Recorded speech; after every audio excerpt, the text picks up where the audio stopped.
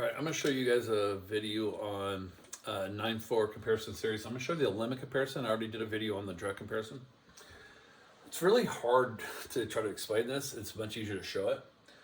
But what you're going to do is compare your series, and you're going to put your series over another series. Okay, we're going to compare it. And we're going to actually take the limit of that as we approach infinity. So we're going to compare our series with a known convergent divergent series. If we get a limit that's finite and positive, then our series is the same as what we compare to. So if I compare it to a divergent series, we get a limit that's finite and positive, then mine's divergent. If that one's divergent, then mine's divergent. If that one's convergent, then mine is convergent. Okay? So here's one. Now this is where where P series is not allowed because that stupid -8. If I got rid of that -8, it's P series. But where Graham's rule comes in, as I said, is the gap is just 1. So I already know that's divergent series. But my rule is in place of limit comparison. Limit comparison, they make you do a formality. If we had just had, Graham's rule instead of it, we'd say, hey, the gap is, we're done. So that's when you do limit comparison, is you have to verify that that's true. So I already know the answer. So this is how, it's just pointless work, but I take the limit, I compare this series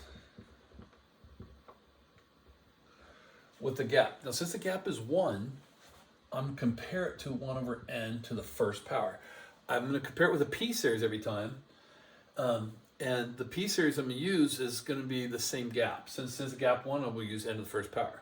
So what happens is this is going to flip.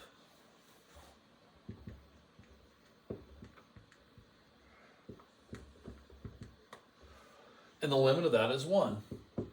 Is it finite and positive? Well, yeah, it's finite and positive. I'm making it happen. This is why it's a pointless exercise.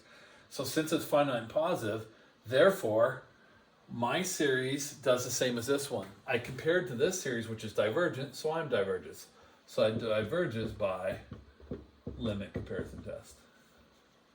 Okay, and that's it.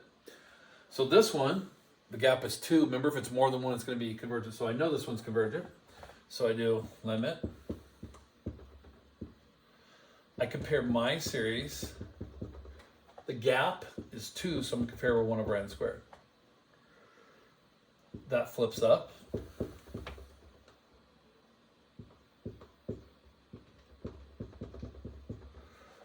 And again, the limit is 1. Hey, it's finite and positive. So because we're making it happen, by picking the gap, it'd always be a limit of 1. So what happens is since this series is a convergent P series, I compared to them since we have the same limit, then I converge. It's not the answer we get for limit, it's the fact that we get an answer that's not infinity. So it's whatever series you compare to is what you do, okay? And that's the limit comparison test. I'm going to show you 2 more in just a second, but let me explain why this is true, okay? We're comparing to this series. So if he's convergent and I compare to him, and I put it on top, and I get a limit of 1, limit of 1 means we're the same value, right? Something divided by something is 1. So if he's convergent, I'm convergent, that means we're going to approach the same place, so we must both have a sum, if you think about it. If this guy is going to infinity and we taught, and the answer is infinity, we're getting answer 1, then I'm doing the same as him, so I'm going to infinity. So just when we get to this limit of 1 or 2 or whatever, a finite number, it just means we're going to the same place, we're doing the same thing, okay? So it's a pointless exercise because I already know the answer going in. So if it's multiple choice, I'll just say divergent, convergent. But, I didn't write my own book.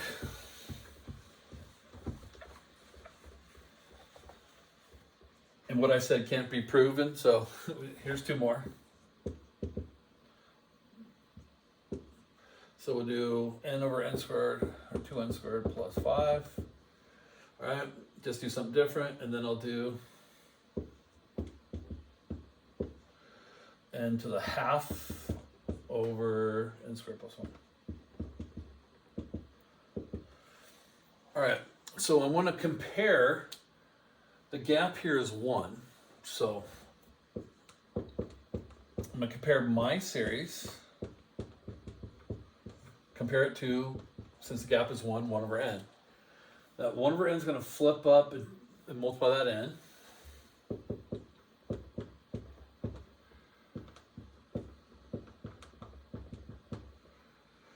I get a limit of 1/2, right? Remember, when the powers are the same, we check the coefficient, so 1/2. So that's finite positive, doesn't have to be 1/2, so diverges, excuse me.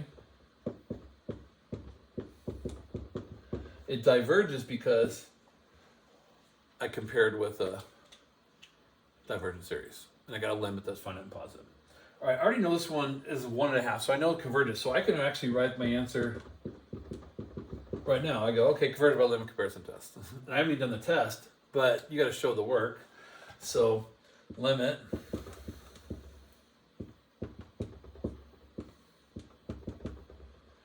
and I'm compared to 3/2 because the gap between those is 1/2.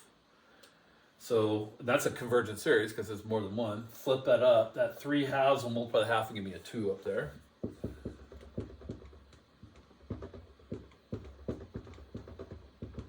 And I get a limit of 1. So I got a finite positive, so my series does the same. So that's the limit comparison test. That's as opposed to doing direct comparison test and doing all that stuff. Direct comparison test is a little faster, but you have to have a little bit more thought. Okay? So when do we use these? For kind of the messy algebra ones, it's when it's not a p-series and it's got a little extra little +2 or +3, then that's where we go to limit comparison. Okay? So let me check that one off. All right, 2 more lessons.